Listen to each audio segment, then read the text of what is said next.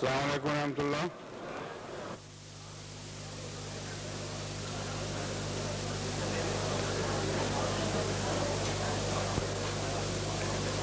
اشہد ان لا الہ الا اللہ وحدہ لا شریک لہ واشہد ان محمدا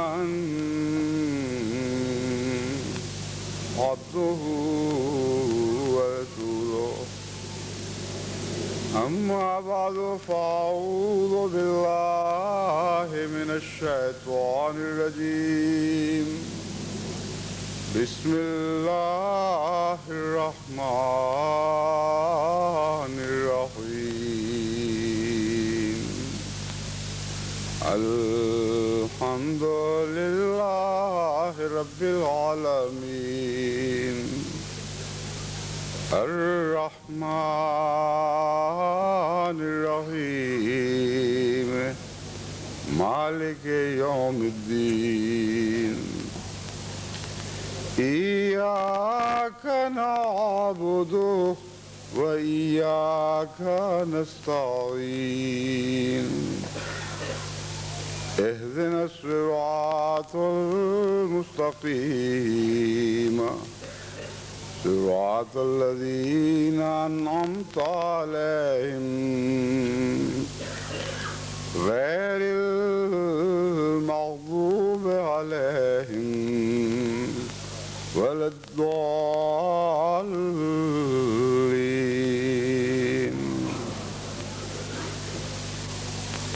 رب هب لي من الصالحين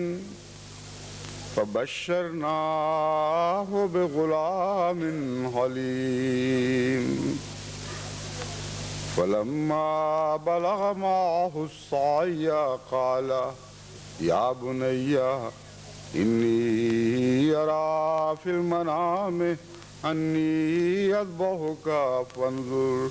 ماذا ترى. قال يا أبت افعل ما تؤمر ستجدني إن شاء الله من الصابرين. فلما أسلما وتله للجبين فلما أسلما وتله للجبين وناديناه أن يا إبراهيم قد صدقت الرؤيا إنا كذلك نجزي المحسنين. إن هذا لهو البلاء المبين وفديناه بذبح عظيم وتركنا عليه في الآخرين. سورہ صافات آیات 101 تا 109. ان آیات کریمہ میں جس واقعہ کا ذکر ہے حج کے موقع پر اسی واقعہ کے نتیجے میں پیدا ہونے والے واقعات کو یاد کے طور پر دہرایا جاتا ہے. اور اس یاد کو خدا تعالیٰ نے ہمیشہ کے لیے زندہ کر دیا ہے، کیونکہ خدا کے دو پاکیزہ بندوں کی ایک ایسی قربانی تھی جس کی مثال دنیا میں کم دکھائی دیتی ہے. بظاہر تو شاید دکھائی دے کیونکہ انسانی قربانی کا رواج اس سے بہت پہلے سے چلا آ رہا تھا، لیکن جس خلوص اور جس تقویٰ کے ساتھ ایک مقدس باپ اور اس کے مقدس بیٹے نے خدا کے حضور سر تسلیم خم کیا ہے اور کامل رضا و رغبت کے ساتھ اس کی رضا کے سامنے اپنی رضا کو قربان کر دیا، یہ ایک ایسا واقعہ ہے جس کی نظیر دنیا کے پردے پر اور کہیں دکھائی نہیں دیتی، اور یہ ایک ہی واقعہ ہے جس کو قرآن کریم نے تاریخ عالم میں سے ہمیشہ کے لیے زندہ رکھنے کے لیے چنا اور نہایت ہی پردرد انداز میں اس کا ذکر فرمایا۔ اللہ تعالیٰ فرماتا ہے کہ جب ابراہیم نے یہ دعا کی، یعنی لفظ یہاں جو آیت میں نے شروع کی ہے اس میں حضرت ابراہیم کا ذکر نہیں مگر مضمون چل رہا ہے اور مراد حضرت ابراہیم ہی ہیں، تو یوں کہیں گے کہ جب ابراہیم علیہ السلام نے یہ دعا کی، رب ہب لی من الصالحین، اے میرے رب مجھے صالحین میں شمار ہونے والی اولاد عطا فرما، فبشرناہ بغلام حلیم، ہم نے اسے ایک حلیم بیٹے کی خوشخبری دی۔ یہاں بیٹے کا نام تو نہیں بیان فرمایا، لیکن بیٹے کی ایک صفت بیان فرمائی ہے جو اسے دوسرے بیٹے سے الگ کرتی ہے۔ قرآن کریم میں حضرت اسحاق کے ذکر کے ساتھ غلام علیم کا ذکر ملتا ہے، یعنی صفت علیم کے ساتھ حضرت اسحاق کا نام بیان ہوا ہے، اور حضرت اسماعیل حلیم تھے اس لیے ان کی صفت حلیم بیان ہوئی ہے، اور یہ دو الگ الگ بیٹوں کا ذکر ہے۔ اور آپ کا حلم اس وادی غیر ذی زرع میں ایسے آزمایا گیا ہے کہ شاید ہی کبھی کسی باپ کے بیٹے کا حلم اس طرح آزمایا گیا ہو۔ بس قرآن کریم فرماتا ہے ہم نے اسے ایک حلیم بیٹے کی خوشخبری دی جو بہت ہی حوصلے والا، بہت برداشت والا، بہت ہی صبر والا بیٹا ہوگا۔ فلما بلغ معه السعی قال یا بنی انی اری فی المنام انی اذبحک، جب وہ اس عمر کو پہنچا کہ اپنے باپ کے ساتھ دوڑنے پھرنے لگا، یہ عمر عموماً 7 سے لے کر 11-12 سال تک شمار کی جا سکتی ہے، کہ جب بیٹا باپ کے پیچھے پیچھے یا ساتھ ساتھ نسبتاً تیز قدموں کے ساتھ دوڑتا ہے اور کوشش کرتا ہے۔ فرمایا اس وقت جب اس عمر کو پہنچ گیا تو باپ نے بیٹے سے کہا یا بنیا انی اری فی المنام انی اذبحک، کہ میں خواب، اس کا ترجمہ جو تفسیر صغیر میں درج ہے وہ یہ ہے، اے میرے بیٹے میں نے تجھے خواب میں دیکھا ہے کہ گویا میں تجھے ذبح کر رہا ہوں، اور عموماً تراجم میں یہی ترجمہ ملتا ہے کہ میں نے خواب میں دیکھا، لیکن یہاں جو عربی کے الفاظ استعمال ہوئے ہیں وہ رائے تو نہیں ہیں بلکہ ارا ہیں۔ اس کے برعکس سورہ یوسف میں جہاں حضرت یوسف اپنی خواب اپنے باپ سے بیان کرتے ہیں، وہاں انی رأیت 11 کوكباً کے الفاظ ہیں کہ اے میرے باپ میں نے خواب میں دیکھا۔ جب ارا کے لفظ استعمال ہوتے ہیں تو اس سے ایک اور مضمون ذہن میں ابھرتا ہے کہ میں یہ خواب دیکھتا ہوں، اور بعید نہیں کہ یہ اس لیے استعمال کیے گئے ہوں ارا کے الفاظ کہ یہ خواب بار بار حضرت ابراہیم نے دیکھی ہو سکتا ہے اس رویا کے نتیجے ہی میں آپ نے وہ وادی غیر ذی زرع کا سفر اختیار فرمایا اور ایک رنگ میں اس رویا کو پورا کر دیا ہو، اور پھر مسلسل بار بار یہ خواب دکھلائی جاتی رہی ہو، جس سے آپ کے دل میں یہ شبہ پیدا ہوا کہ شاید میں نے اس خواب کو من و ان پورا نہ کر کے اللہ تعالیٰ کے مفہوم منشا کو پوری طرح قبول نہیں کیا۔ بس ارا کے لفظ سے میں یہ سمجھتا ہوں کہ یہ خواب، یہ رویا ایک مرتبہ نہیں بلکہ کئی مرتبہ دکھائی گئی ہوگی۔ بہرحال جب بیٹے کو مخاطب کرتے ہیں تو یا بنیہ کے الفاظ ہیں، اے میرے بہت پیارے بیٹے، میں خواب میں یہ دیکھتا ہوں کہ میں تجھے ذبح کر رہا ہوں، فانظر ماذا ترى، بس بتا تو صحیح کہ تیرا کیا خیال ہے، کیا ہونا چاہیے؟ قال یا ابت افعل ما تؤمر، اس نے جواب دیا، اے میرے پیارے ابا، جیسا تجھے حکم دیا گیا ویسا ہی کر، ستجدنی انشاءاللہ من الصابرین، تو یقیناً مجھے صبر کرنے والوں میں سے پائے گا، میں اس موقع پر کوئی بے صبری نہیں دکھاؤں گا۔ فلما اسلما وتلہ للجبین، یہاں یہ نہیں فرمایا فلما اسلما، یعنی پس جب بیٹے نے سر تسلیم خم کر دیا، بلکہ بہت ہی خوبصورت ایک خراج جسے کہتے ہیں، ایک تعریف کا کلمہ ہے جو حضرت ابراہیم علیہ السلام اور آپ کے مقدس بیٹے دونوں پر برابر صادق آتا ہے۔ فلما اسلما، پس جب دونوں نے سر تسلیم خم کر دیا، جب دونوں خدا کے حضور اسلام لے آئے، وَتَلَّهُ لِلْجَبِينِ، اور ابراہیم کو اس نے ابراہیم نے اپنے بیٹے کو پیشانی کے بل لٹا دیا۔ اس میں یہ نفسیاتی حکمت پیش نظر ہے کہ ذبح کے وقت آنکھوں میں آنکھیں ڈال کر بیٹے کو نہ دیکھوں، یہ حضرت ابراہیم کے دل کی نرمی کو بھی ظاہر کرتا ہے، اور جتنا وہ نرمی قرآن کریم میں بیان ہوئی ہے اور بارہا اس کا ذکر ہے، اتنا ہی یہ وہ نرمی قربانی کو عظیم کر دیتی ہے۔ ایک شقی القلب باپ اگر اپنے بیٹے کو ذبح کرنے پر تیار ہو جائے تو یہ کوئی بعید بات نہیں۔ کئی شقی القلب مائیں بھی ایسی ہوا کرتی ہیں جو اپنے بچوں کے سر دیواروں کے ساتھ ٹکرا کر پھاڑ دیتی ہیں، اور ایسے واقعات آج کل بھی یورپ اور امریکہ میں بالعموم رونما ہوتے رہتے ہیں۔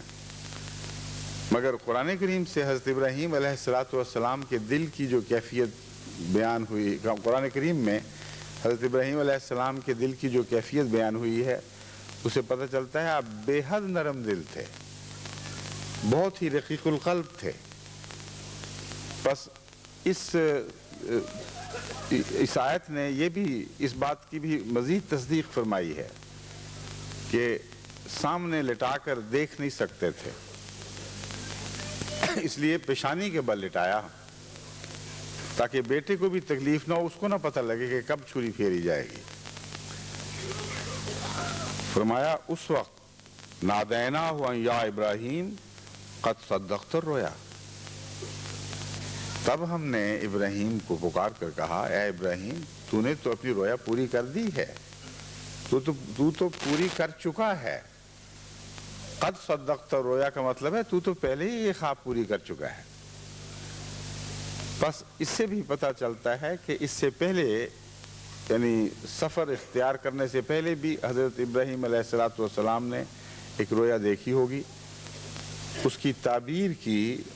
اور چونکہ حضرت ابراہیم علیہ السلام کا ضمیر بہت منور تھا، غیر معمولی طور پر روشن تھا،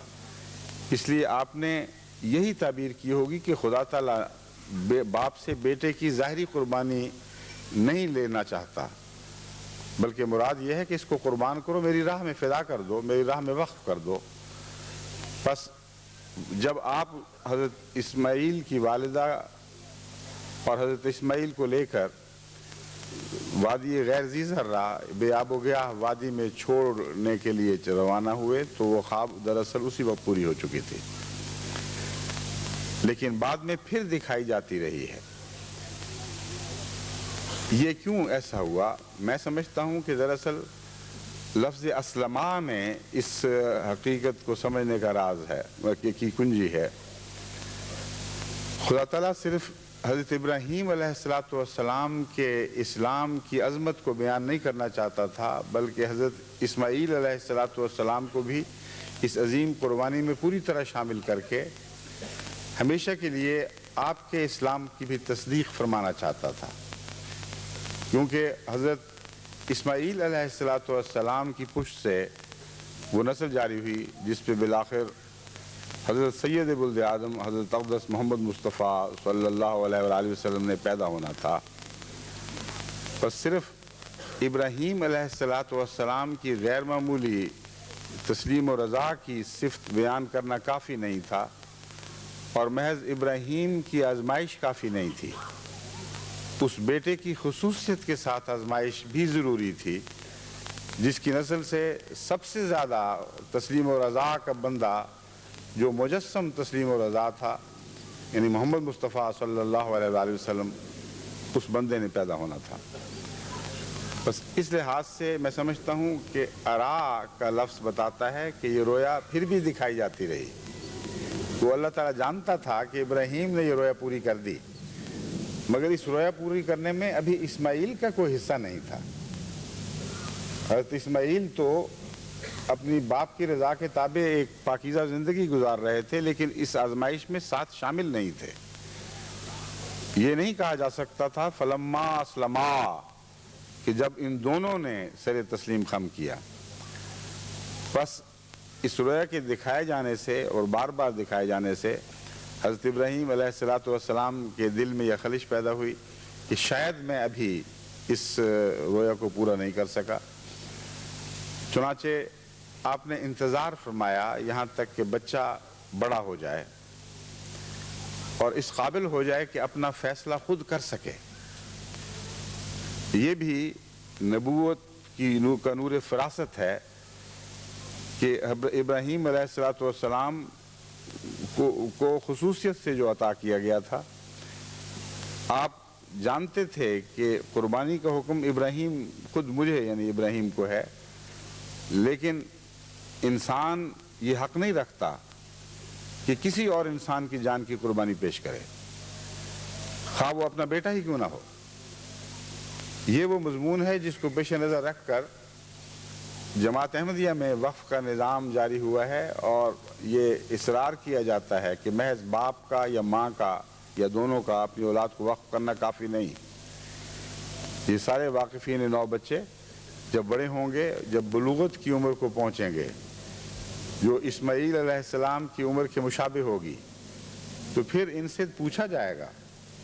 اگر کامل رضا اور رغبت کے ساتھ انہوں نے سر تسلیم خم کیا اور اپنے ماں باپ کی قربانی میں شامل ہوئے، تو پھر ان کا وقت قبول ہوگا۔ یہ وہ دوسری منزل ہے جو اکثر بچوں کی زندگی میں ابھی آنے والی ہے۔ اللہ تعالیٰ سب کو یہی توفیق عطا فرمائے کہ وہ اپنے ماں باپ کی طرح خدا کے حضور سر تسلیم خم کر سکیں۔ بس یہ وہ مضمون ہے جس سے پتہ چلتا ہے کہ ابراہیم علیہ السلام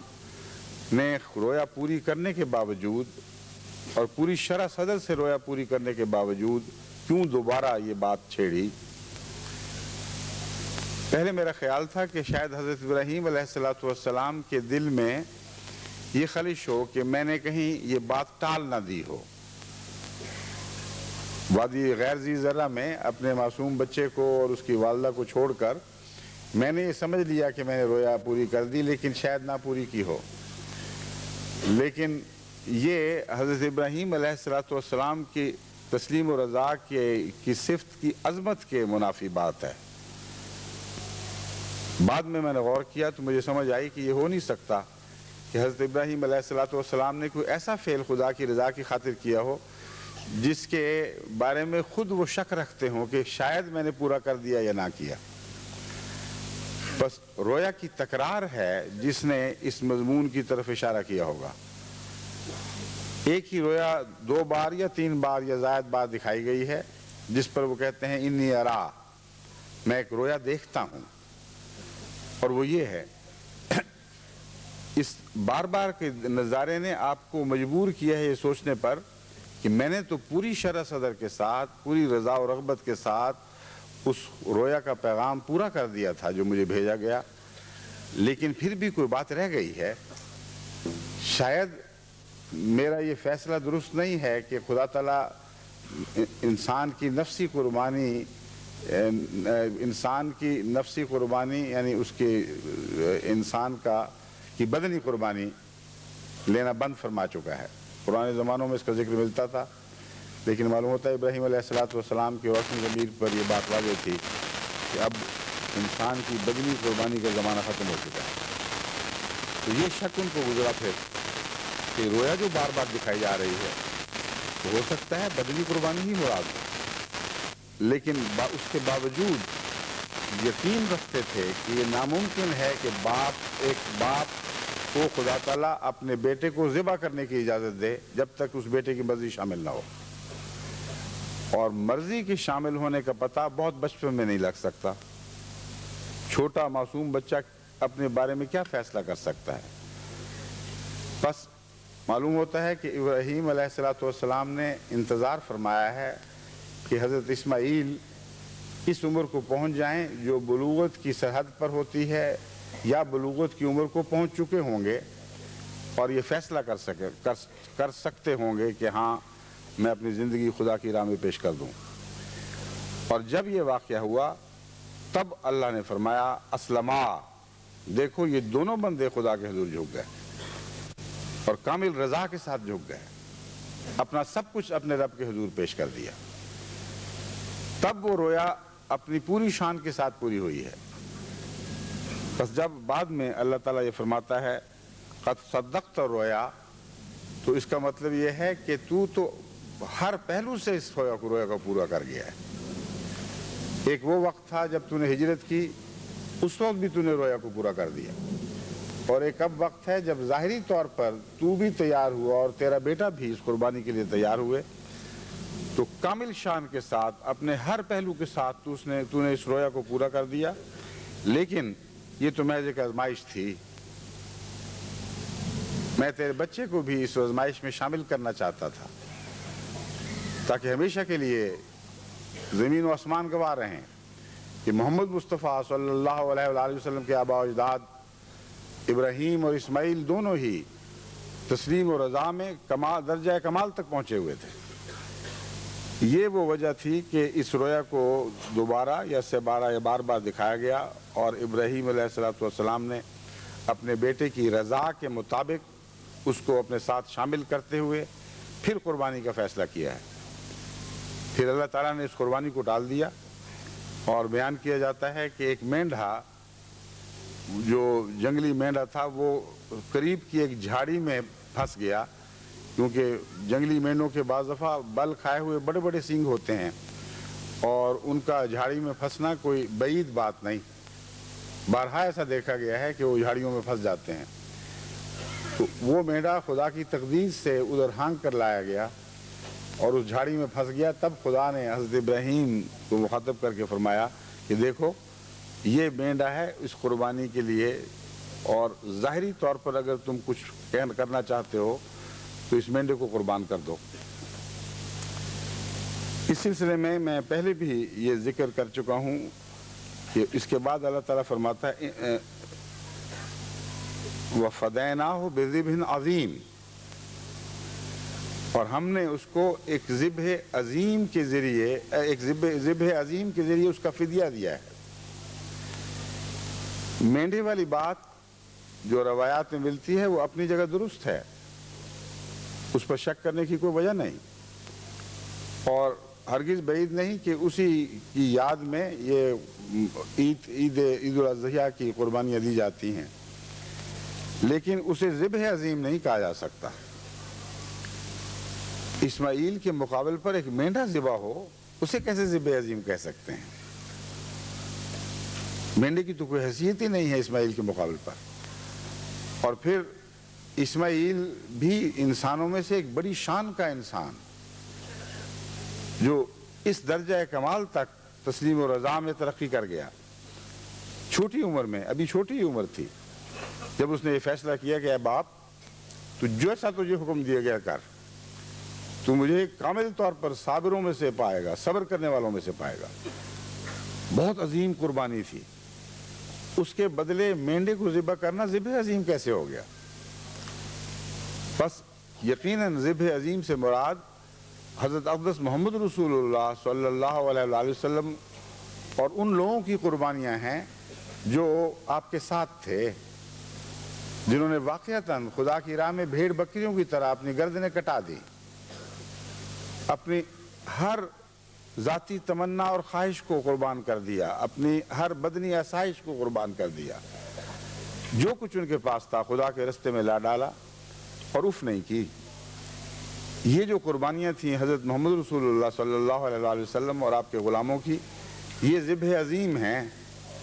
تو فدیناہ بذبح عظیم سے مراد یہ ہے کہ ایک بہت ہی عظیم الشان ذبح ہونے والا تھا، جسے ذبح عظیم کا نام دیا گیا ہے۔ مکے کے میدانوں نے ایک عجیب قربانی کا عالم دیکھنا تھا۔ وہ ذبح عظیم ہے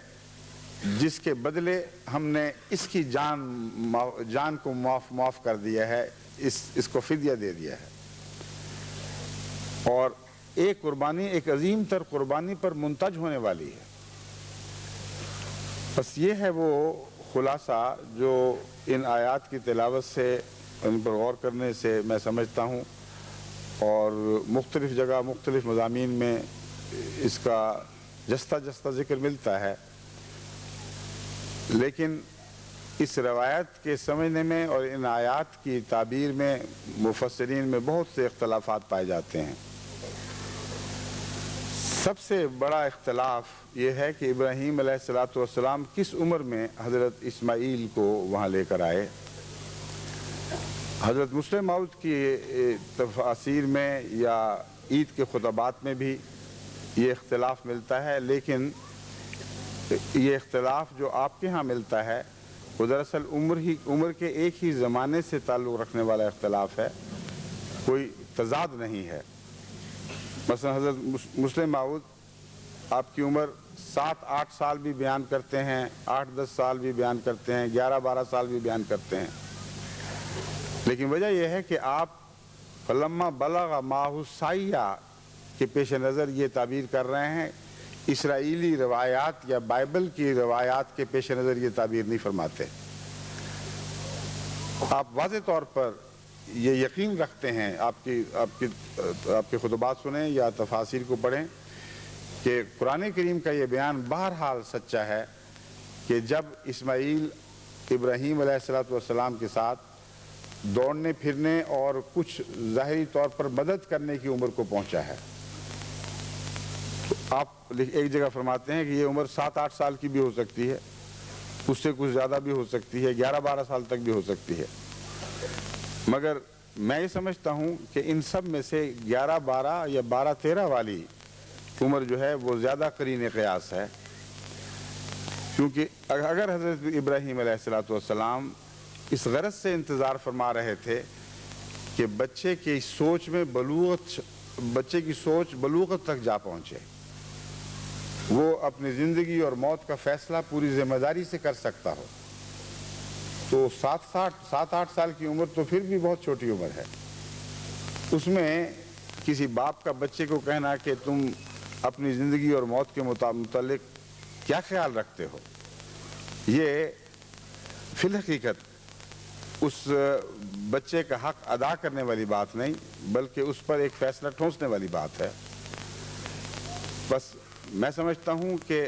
چونکہ جو زمانہ بیان ہوا ہے ساتھ دوڑنے پھرنے اور محنت کرنے کا، یہ حقیقت میں 12-13-14 سال تک بھی ممتد ہو سکتا ہے۔ یہ وہ زمانہ ہے جب بچے ماں باپ کے ساتھ دوڑتے پھرتے کام کرتے ہیں، اگرچہ پوری طرح مشقت کے اہل نہیں ہوئے ہوتے۔ بس حضرت ابراہیم علیہ السلام نے بعید نہیں کہ 12 سال کی عمر تک یا 13 سال کی عمر تک انتظار فرمایا ہو اور پھر یہ واقعہ ہوا ہو۔ اس معاملے میں جیسا کہ حضرت مسلم موعود کو اطمینان تھا، مجھے بھی قطعی اطمینان ہے کہ یہی وہ عمر تھی جس میں یہ قربانی لینے کے متعلق رضا حاصل کرنے کا سوال اٹھا ہے۔ لیکن اس معاملے میں بہت سے اور اختلافات بھی پائے جاتے ہیں جن کا مختصراً ذکر کرنا ضروری ہے،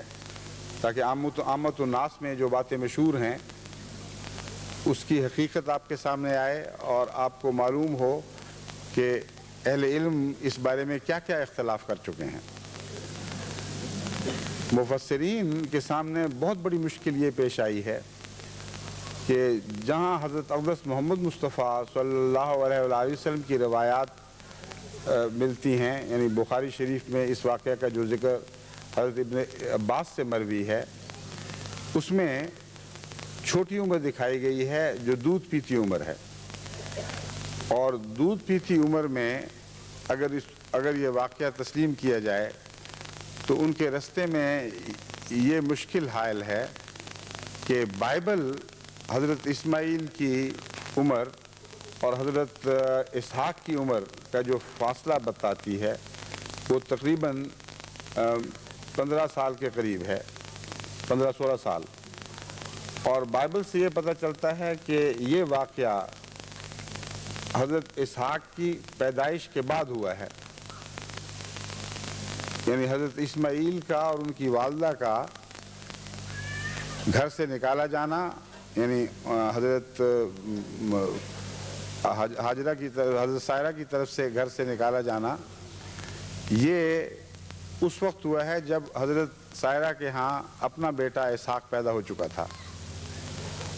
اور بائبل سے پتہ چلتا ہے کہ اس وقت جب جشن منایا گیا اس کی خوشی میں تو حضرت اسماعیل باہر ہنس کھیل رہے تھے، اور حضرت حاجرہ کو حضرت سائرہ کو یہ بات بہت بری لگی، اور آپ نے حضرت ابراہیم سے شکوہ کیا کہ یہ دیکھو یہ ٹھٹھے کر رہا ہے اور میں برداشت نہیں کر سکتی کہ یہ بھی ہم اسی گھر میں رہے۔ اس لیے بائبل کی روح سے جو واقعہ ہے وہ اس نوعیت کا ہے کہ احادیث کے ساتھ مطابقت نہیں رکھتا۔ مفسرین نے بائبل کے واقعات کو درست تسلیم کرتے ہوئے احادیث کی کوئی اور توجیہ کرنے کی کوشش کی ہے، اور اکثر مفسرین یہ کہتے ہیں کہ دراصل یہ اسرائیلیات ہیں، جو اسرائیلی روایات ہیں جو ابن عباس نے بیان کی ہیں، اور یہ روایات مرفوع نہیں ہیں، یعنی بخاری میں جو روایت حضرت عباس نے بیان فرمائی ہے وہ حضرت اقدس محمد رسول اللہ صلی اللہ علیہ وآلہ وسلم تک مرفوع نہیں ہے، بلکہ الفاظ ایسے مبہم ہیں جن سے اندازہ یہ لگایا گیا کہ حضرت صلی اللہ علیہ وآلہ وسلم نے خود یہ بات فرمائی ہوگی۔ حضرت عباس نے اپنی روایات، وہ ان روایات کو جو آپ نے سنی ہوئی تھیں بیان کیا ہے، اور سننے والے نے غلطی سے سمجھ لیا کہ یہ بات حضرت رسول اکرم صلی اللہ علیہ وآلہ وسلم نے بیان فرمائی ہوگی۔ اگر یہ مانا جائے تو حضرت اسماعیل اور حضرت حاجرہ کا سفر یہ اس زمانے میں بنے گا جب کہ حضرت اسماعیل کی عمر تقریباً 17-18 سال کی ہوگی، اور اس وقت ان کو اتنا چھوٹا بچہ شمار کرنا جیسا کہ روایات میں ملتا ہے، یا ایک جگہ گر کر ایڑیاں رگڑنا، یہ بعید از قیاس بات معلوم ہوتی ہے، قابل فہم بات نہیں ہے۔ حضرت صلی اللہ علیہ وآلہ وسلم نے جو بیان فرمایا، جو ہم سمجھتے ہیں کہ حضرت عباس نے حضرت صلی اللہ علیہ وآلہ وسلم ہی سے روایت کی ہوگی، اس میں بالکل مختلف مضمون ہے جو ہمارے ذہنوں کے ساتھ ایک مطابقت رکھتا ہے، ہمارے قلوب کے ساتھ ایک ہم آہنگی اختیار کر چکا ہے، اور ہم حضرت اسماعیل کو ایک چھوٹی عمر میں وہاں خانہ کعبہ کے پاس ایڑیاں رگڑتے ہوئے سوچنے کے ایسے عادی ہو چکے ہیں کہ اس مضمون سے جدائی اختیار کرنا ایک بہت بڑی جذباتی قربانی معلوم ہوتی ہے، اور سمجھ نہیں آتی کہ یہ کیا ہو رہا ہے۔ بائبل کہتی ہے کہ جب حضرت اسماعیل پیدا ہوئے تو حضرت ابراہیم کی عمر 85 سال تھی، بائبل کہتی ہے جب حضرت اسحاق پیدا ہوئے تو حضرت ابراہیم کی عمر 100 برس تھی، تو 15-16 برس تک تو وہ وہی رہے۔ اس لیے اس کا حل کیا ہے؟ اول بات تو یہ آپ کو پیش نظر رکھنی چاہیے کہ بائبل نے جو تاریخیں بیان کی ہیں اور عمریں بیان کی ہیں یہ اتنی ناقابل اعتماد ہیں اور اتنا ان میں مبالغہ پایا جاتا ہے کہ کسی روایت کو خواہ وہ مرفوع ہو یا غیر مرفوع ہو، ان واقعات کی روشنی میں غیر حقیقی سمجھنا جو بائبل نے بیان کی ہیں یہ درست طرز عمل نہیں ہے۔ یہ غیر محققانہ طریق ہے، کیونکہ اگر بائبل کی بیان کردہ انبیاء کی عمروں کو آپ سچ سمجھ لیں اور جو جو واقعات انہوں نے مختلف عمروں سے باندھے ہوئے ہیں، تو سارے تاریخ انسانی میں ایک افراتفری کا عالم پیدا ہو جائے گا۔ اس کی وجہ یہ ہے کہ میں نے ایک دفعہ حساب لگا کر دیکھا، حضرت آدم سے لے کر حضرت نوح تک جو عمریں بیان ہوئی ہیں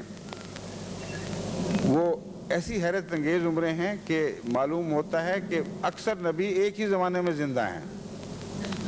جو 800 700 سال تک عمر پاتے ہیں اور 100 سال کے بعد بیٹا پیدا ہو جاتا ہے اور وہ نبی بن جاتا ہے، اور پھر اس کے 150 سال کی عمر میں ایک بیٹا پیدا ہو جاتا ہے، وہ نبی بن جاتا ہے، اور پھر ان کے انکار ہو رہے ہیں۔ تو یوں معلوم ہوتا ہے کہ ہر نبی نہ صحیح 5-7 نبی ایک وقت میں زندہ تھے، ان کے زمانوں ہی میں شرک بھی پیدا ہوئے، ان کی زمانوں میں ہی نئی نبوت کی ضرورت محسوس ہوئی۔ عجیب و غریب افراتفری کا عالم ہے۔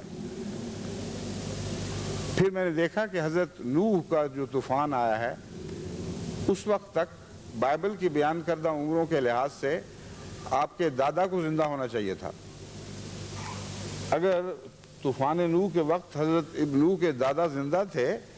تو اس بیچارے معمر بزرگ کو کیوں پیچھے چھوڑ دیا؟ ان کا تو کہیں ذکر نہیں ملتا کہ کشتی میں ان کو بھی سوار کیا گیا ہو۔ کیا وہ بزرگ دادا آپ کے منکرین میں داخل ہو گئے تھے؟ بس بائبل کی تاریخوں کو اتنی اہمیت دینا، جبکہ 100% قطعیت کے ساتھ ہم کہہ سکتے ہیں کہ یا بائبل کے بیان کو لوگوں نے سمجھا نہیں اور عمروں سے کچھ اور مراد ہے، زمانے مراد ہوں گے، یا وہ روایتیں قطعاً جھوٹی اور فرضی ہیں، ان کا خدا تعالیٰ کے کلام سے کوئی تعلق نہیں ہے۔ لکھنے والوں نے اپنی طرف سے لمبی لمبی عمریں لکھنی شروع کی اور لکھنے والے ایک دوسرے پر اس معاملے میں سبقت لے جانے لگے۔ بس اس پس منظر میں حضرت ابراہیم کی جو عمر بیان کی گئی ہے کہ 85 سال میں فلاں بیٹا پیدا ہوا یا 100 سال میں فلاں بیٹا پیدا ہوا، اور حضرت حاجرہ کی عمر اتنی تھی اور حضرت سائرہ کی عمر اتنی تھی، یہ ساری باتیں ایک فرضی باتیں، ناقابل اعتماد باتیں دکھائی دیتی ہیں، ورنہ پھر بائبل کی باقی تاریخوں کو بھی اسی طرح سنجیدگی سے صحیح قبول کرنا پڑے گا۔ بس قرآن اور حدیث کے قطعی بیانات کے سامنے ان روایتوں کو اہمیت دینا اور ان کے نتیجے میں احادیث کی دوسری تشریحیں کرنا میرے نزدیک درست نہیں ہے۔ قطعی بات یہ ہے کہ قرآن کریم نے جب یہ فرمایا ہے کہ جب وہ اس عمر کو پہنچا تو وہ عمر، جیسا کہ میں نے بیان کی ہے، ایک خاص عمر بنتی ہے۔ اس سے پہلے آپ ہجرت کر چکے تھے۔ رویا کا جس طرح مضمون بیان فرمایا ہے اس سے بھی معلوم ہوتا ہے کہ اس سے پہلے آپ ہجرت کر چکے تھے۔ یہ جو بتایا گیا ہے کہ حضرت سائرہ کو رقابت اس وقت پیدا ہوئی جب اپنا بیٹا پیدا ہو چکا تھا، اس وقت ان سے جھگڑا کیا اور نکلنے کا حکم دیا، یہ روایت بھی معقول نظر نہیں آتی۔ اصل جب ایک ماں کی گود بھر جاتی ہے اس وقت وہ سوکن کے خلاف نہیں بھڑکا کرتی، اس وقت اس کے دل میں نرمی پیدا ہو جاتی ہے۔ انسانی فطرت کا تقاضا ہے کہ جب ایک ماں کی گود خالی ہو اور اس کی سوکن کی گود بھری ہو تب وہ جیلس ہو، تب اس میں رقابت بھڑکے۔ بس ہرگز بعید نہیں کہ اصل واقعہ یوں ہوا ہو کہ حضرت ابراہیم علیہ السلام کے ہاں جب خدا نے پہلا بیٹا عطا فرمایا، حضرت اسماعیل، اس وقت حضرت سائرہ کو شدید تکلیف پہنچی ہے، حالانکہ حضرت سائرہ کی اجازت سے حضرت ابراہیم علیہ السلام نے شادی کی تھی، اور وہ اس قدر شدت اختیار کر گئی ہے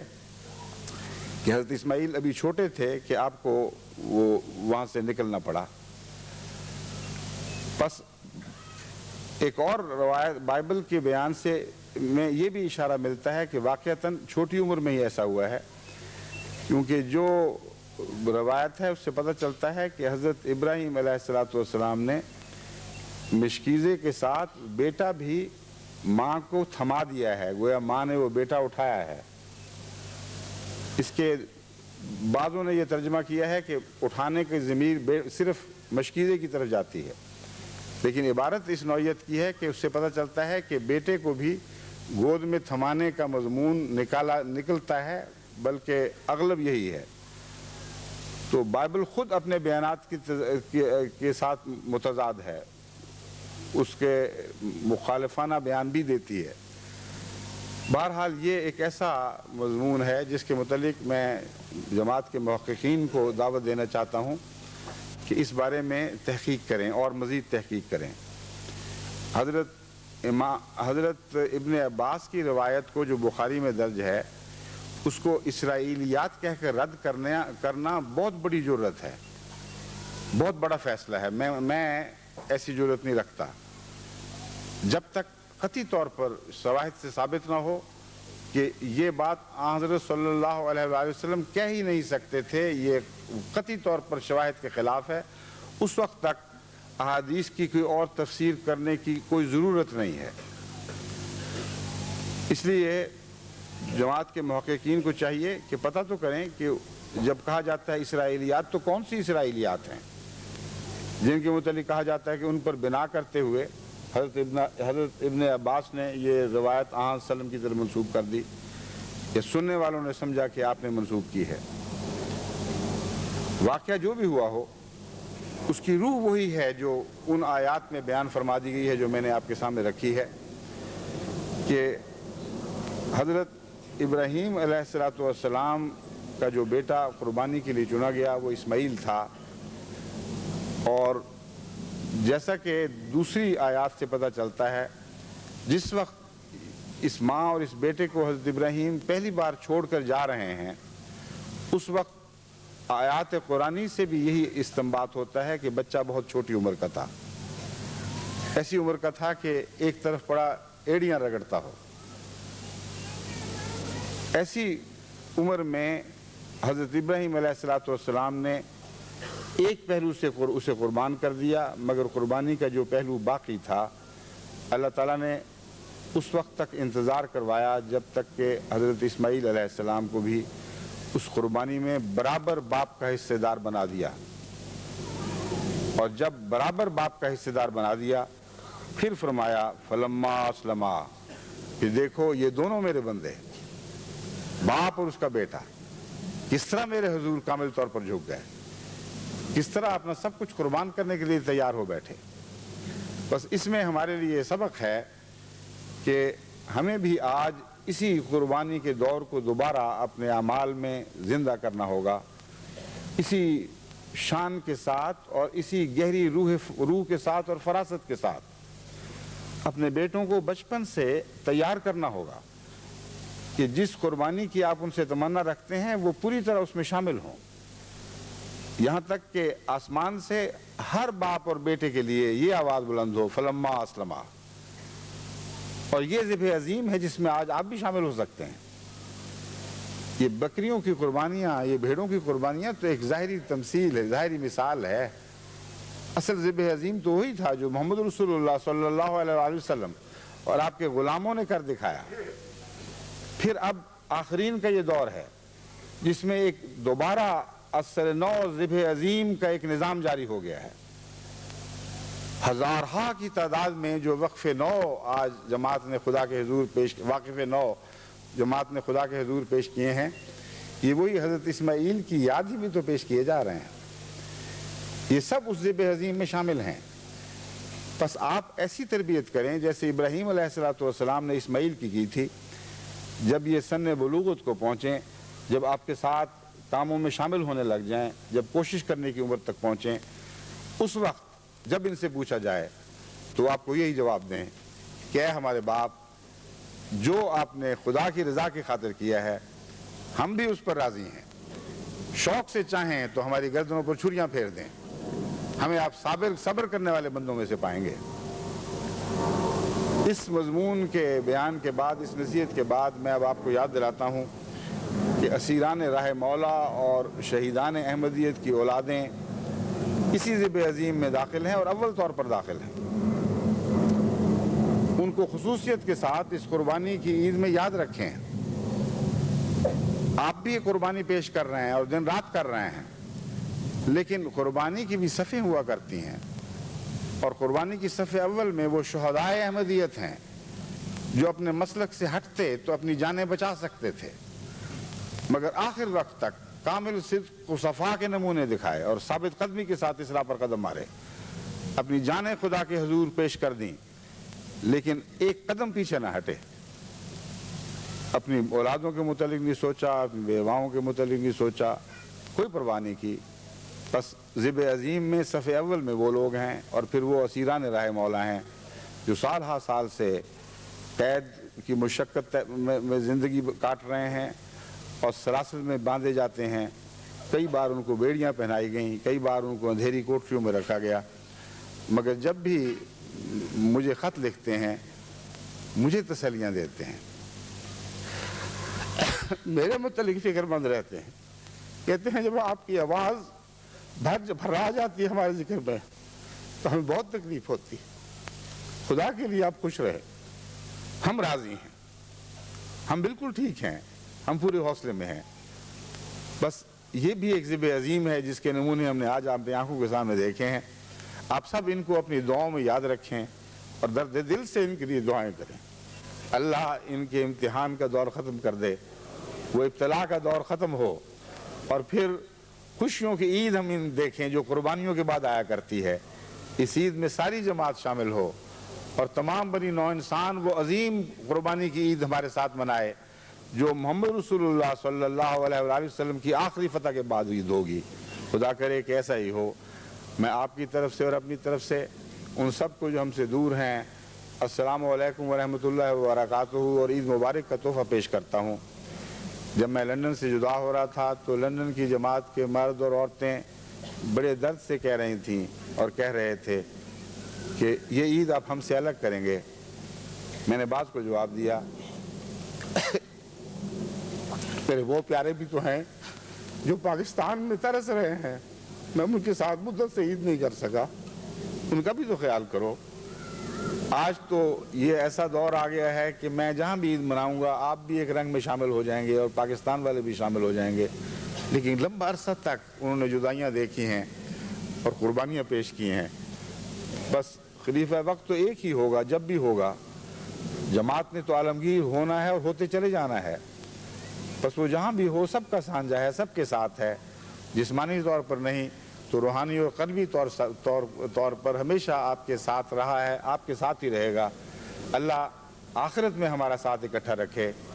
اب آئیے ہم دعا میں شامل ہو جاتے ہیں، آخری دعا میں۔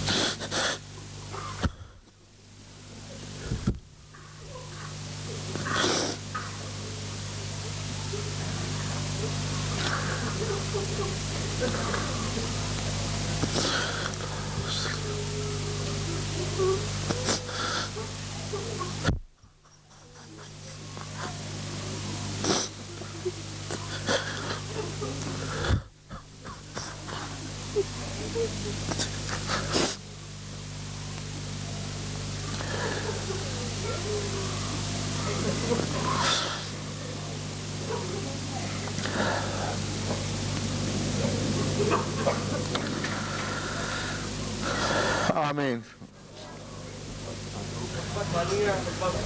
اچھا خطبہ ثانیہ رہتا ہے، وہ میں دعا پہلے کروا بیٹھا، اب میں خطبہ ثانیہ پڑھوں گا، اس کے بعد پھر ختم ہوگا یہ مضمون،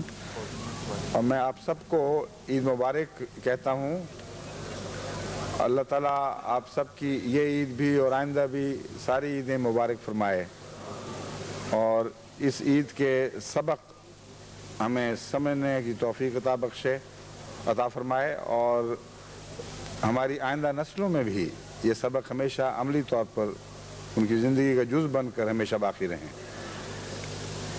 بوسنیا کے متعلق آپ نے دیکھا ہے کس دردناک حالت میں وہ لوگ ہیں۔ کل یہاں تقریباً 4000 کے قریب بوسنین پہنچے ہوئے تھے، اور بہت ہی مفلوق الحال ہیں اس لحاظ سے کہ اپنا سب کچھ لوٹا کے آئے ہیں،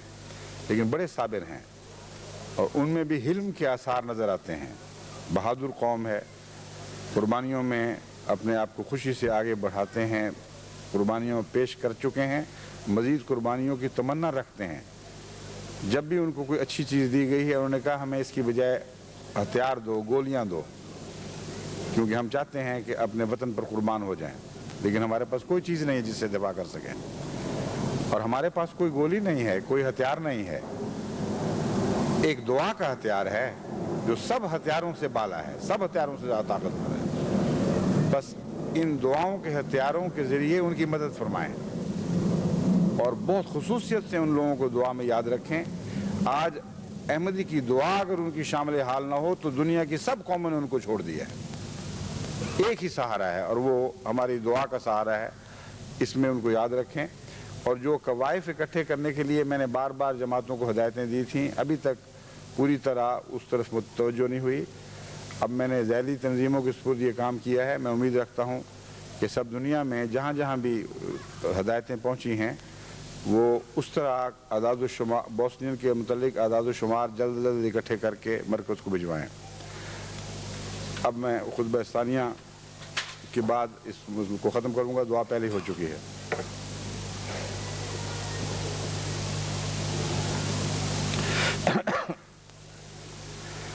الحمدللہ نحمدہ ونستعینہ ونستغفرہ ونؤمن بہ ونتوکل علیہ